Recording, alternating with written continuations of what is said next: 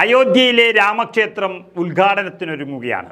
രാജ്യത്തിൻ്റെ വിവിധ കേന്ദ്രങ്ങളിൽ നിന്നുള്ള പ്രശസ്തരായ വ്യക്തികളാണ് ഉദ്ഘാടന ചടങ്ങിൻ്റെ ഭാഗമാകുന്നത്.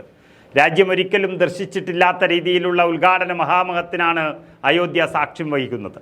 ഈ ക്ഷേത്രം ഭക്തർക്ക് സമർപ്പിച്ചതിന് പിന്നാലെ ലോക്സഭാ തെരഞ്ഞെടുപ്പ് ലക്ഷ്യമാക്കി BJP തയ്യാറെടുപ്പുകളും തുടങ്ങും. അതുകൊണ്ട് ആത്മീയമായി മാത്രമല്ല രാഷ്ട്രീയമായി കൂടി അയോധ്യ ക്ഷേത്രത്തിന് ഏറെ പ്രാധാന്യമുണ്ട്. ദേശീയ രാഷ്ട്രീയത്തിൽ മോദി പിച്ച വയ്ക്കുന്നതിന് മുൻപേ രാമക്ഷേത്രം എന്ന ലക്ഷ്യം മുൻനിർത്തി BJP വിത്തുകൾ പാകിയിരുന്നു. അന്നതിന് മുന്നിൽ നിന്നത് LK അദ്വാനിയും മുരളി മനോഹർ ജോഷിയുമാണ്. ബാബറി മസ്ജിദ് പൊളിച്ചതും അതിൻ്റെ പേരിൽ കലാപമുണ്ടായതുമെല്ലാം LK അദ്വാനിയുടെ കൂടെ ഒത്താശയോടെ ആയിരുന്നുവെന്നതാണ് സത്യം. അന്ന് ഗുജറാത്തിൽ ഒതുങ്ങി നിന്ന നരേന്ദ്രമോദി ബാബറി മസ്ജിദ് തകർക്കപ്പെട്ട് അവിടെ രാമക്ഷേത്രം ഉയർന്നു വന്നപ്പോഴേക്കും ഇന്ത്യയുടെ പ്രധാനമന്ത്രിയായി പരിണമിച്ചിരിക്കുകയും ചെയ്തിട്ടുണ്ട് എന്നതാണ് വേറെ കാര്യം.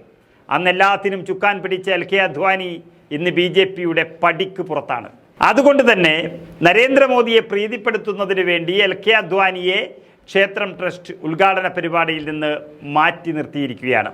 പകരം ആത്മീയ നേതാക്കളായ ദലൈലാമ, മാതാമൃതാനന്ദമയി, ചലച്ചിത്ര താരങ്ങളായ രജനീകാന്ത്, അമിതാഭ് ബച്ചൻ, മാധുരി ദീക്ഷിത്, അരുൺ ഗോവിൽ, സംവിധായകൻ മധുർ ഭണ്ഡാർക്കർ, വ്യവസായികളായ മുകേഷ് അംബാനി, അനിൽ അംബാനി, ചിത്രകാരൻ വാസുദേവ് കാമത്ത്, ISROയിൽ നിന്നും നിലേഷ് ദേശായി തുടങ്ങി ഒട്ടേറെ പ്രമുഖർ പ്രതിഷ്ഠാ ചടങ്ങിൽ പങ്കെടുക്കുമെന്നാണ് വിവരം.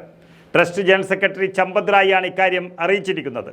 അദ്വാനിയെക്കുറിച്ചും മുരളി മനോഹർ ജോഷിയെക്കുറിച്ചും ചമ്പത് റായ് വിചിത്രമായൊരു വിശദീകരണമാണ് നൽകിയിരിക്കുന്നത്. മുൻ ഉപപ്രധാനമന്ത്രി LK അദ്വാനി, മുൻ കേന്ദ്രമന്ത്രി മുരളി മനോഹർ ജോഷി എന്നിവർ ചടങ്ങിൽ പങ്കെടുക്കുന്നത് പ്രായാധിക്യവും അനാരോഗ്യവും മൂലമാണ് ഇവരോട് വീട്ടിലിരിക്കാൻ ആവശ്യപ്പെട്ടതായിട്ടാണ് ചമ്പത് റായ് പറയുന്നത്. മലയാളത്തിൽ നിന്ന് മോഹൻലാലിന് ക്ഷണം ലഭിച്ചിട്ടുണ്ട് എന്നും കേൾക്കുന്നു. പങ്കെടുക്കുമോ ഇല്ലയോ എന്നതിനെക്കുറിച്ച് വ്യക്തതയില്ല. എന്തായാലും ജനുവരി 22-നാണ് രാമക്ഷേത്രത്തിലെ പ്രതിഷ്ഠാ ചടങ്ങ് നടക്കുന്നത്. ജനുവരി 15-ഓടെ ഒരുക്കങ്ങൾ പൂർണ്ണമാകുമെന്നും ട്രസ്റ്റ് അറിയിച്ചു.